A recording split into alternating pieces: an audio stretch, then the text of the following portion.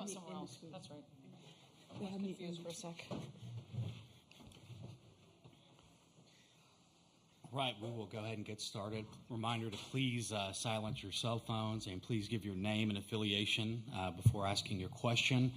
We're joined by Tennessee head coach Karen Weekly and athletes Riley West and Kiki Malloy. We'll start with Karen giving an opening statement, then move to questions just for the players. Players will be dismissed, and then questions just for Karen. So, Karen, you have an opening statement for us? It's good to get that first game under our belt and get a W. This time of year, that's what it's all about, just get wins. Really, the kind of game we probably expected based on the scores of our last two games, 7-5, 7-6. Alabama's a great team. We know they have a lot of great hitters. And, when we got to 10, you just kind of felt like they're not going to go away, and they didn't. But I'm really proud of our team for just how we were tough the whole game and just kept our foot on the pedal and built up a big enough lead that we could come away with the win. All right, we'll now open up to questions for the players. Back row left. Katie Wyndham from Bama Central. Kiki, for you, how much confidence do you have in Zeta behind you when they intentionally walk you, and how important was it for y'all to capitalize in that second inning with the Alabama error and the intentional walk? Yeah, whenever they intentionally walk me, I'm just like, I don't know if that was the best move because Zeta's always going to come up. And I feel like after every intentional walk that I've had, like she's done something to manufacture a run. And, that's a tough decision to make as the other team, but I just have so much trust in her. Go back row left again. Edwin Stanton, Bama Central. Kylie just talked about that home run and just how important it was for you to come into this World Series and get a home run. From just unlock the source with you just having like 4 home runs or 5 home runs this season. Just talk a little bit about that. I honestly was just trying to get a good pitch. And I told Karen before my at-bat that I'm just going to put the ball in the outfield because Briley was on third and she's really fast. I was just trying to hit the ball hard somewhere deep in the outfield so she could score. So it was just a pretty simple process, and I got a good pitch, and I went for it. Second row on the right over here. Lewis Racer, OU Daily. For Riley and Kiki, just what's it been like playing with MacKenzie this year, and how has she really gelled with the team? Just coming in, she's one of the people that makes up the heartbeat of our team. She has so much fire, so much passion, and just playing with her, besides her, is just, I think she's just made this team so much better and so much more competitive because, every time she steps into the box or every time she's on the field, like, she's like, you're never not going to hear her, She's always has something to say, and it makes us all better. Yeah, like Kiki said, she's a firecracker from day one. She's been loud, she's talked, and it starts in practice. She's a competitor in practice, so she's made us better in practice, and you guys just get to see it on the field. Sure. Second row left. Nick Alvarez, AL.com for both. I know you guys saw Jayla Torrance earlier in the year. Mm-hmm. Did that familiarity help today, and it's kind of what led to some consistent at-bats really from the start? We did see her earlier this year, and she kind of did have my number earlier this year, but it was nice because you know what the pitch is going to look like coming out of her hand when you step in the box, so that familiarity was really cool to see. Mm-hmm. Same thing, but Karen always talks about how, they weren't the same team that we saw previously. We weren't the same team, so it's always going to be a little bit different when you see another pitcher. But again, like what Riley said, it's nice to have a little bit of familiarity, especially just coming in and playing a team like Alabama for our first game of the World Series. Third row, right. Hey, Dave Wilson from ESPN.com. I'm curious about the mommy hat celebration, the money. Riley, today on a big stage, you got your chance. Kiki's done it plenty of times this year. Is the money real, and what power does it give you when you go through the dugout, and what's sort of the value of these sort of dugout traditions and celebrations? I think the dugout tradition started with COVID because we weren't allowed to go out. So the value is just getting to celebrate with your team in the dugout, still have a celebration. The money is not real. I wish it was. Mm-hmm. But it has all our faces on it. So It's pretty cool, and it does give us power because you get to see everyone's faces flying when someone hits their home run. But, that's about it.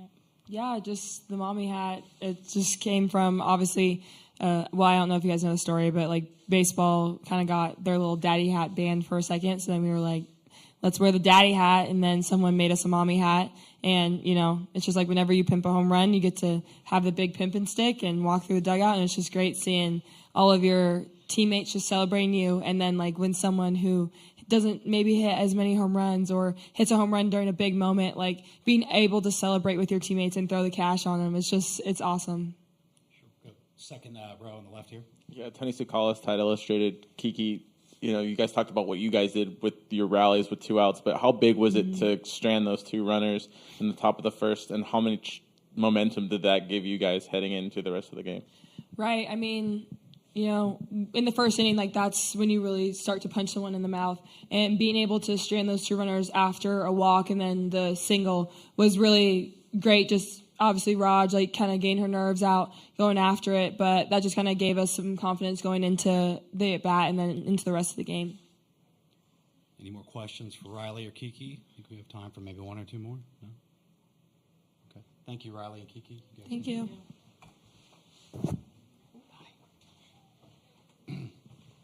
Questions for Karen? Very back, left.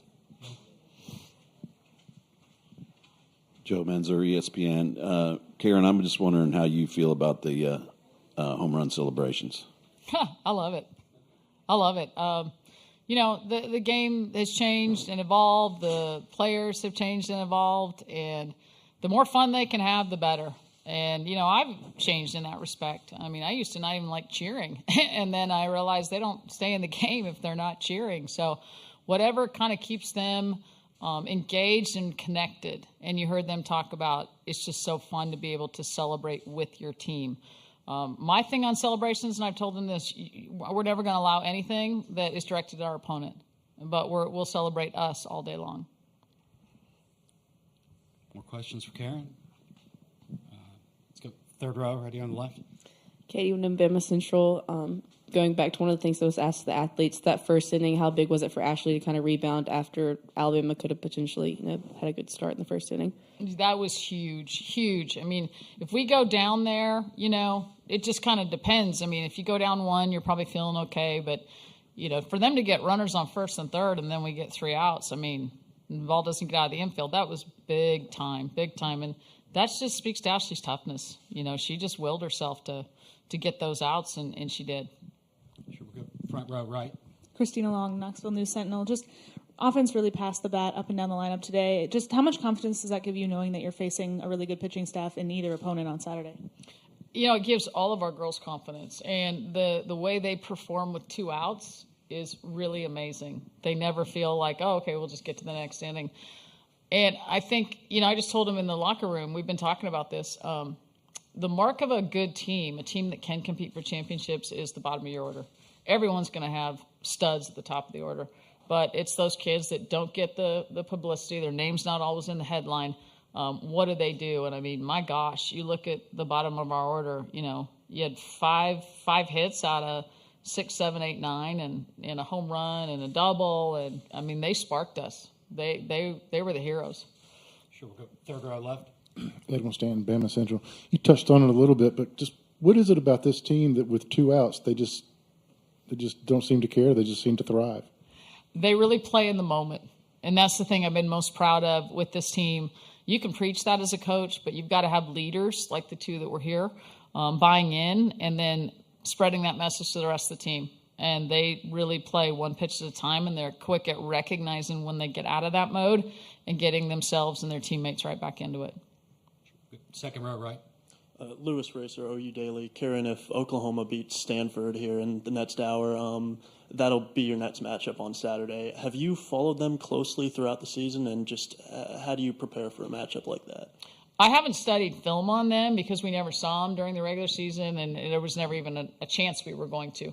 But we'll get to work on that. It's hard, not to know what Oklahoma's doing. I think we all hear about it. I mean, they're loaded. They're just absolutely loaded.